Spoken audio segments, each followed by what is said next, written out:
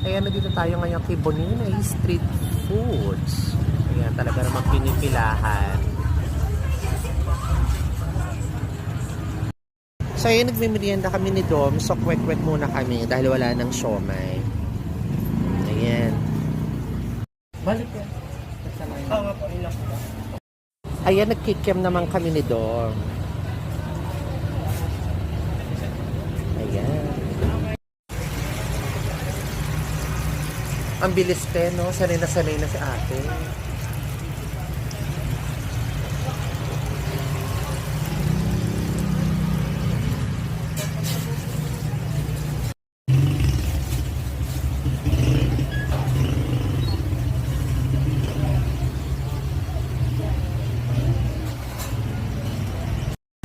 At ayan, dumog na sila.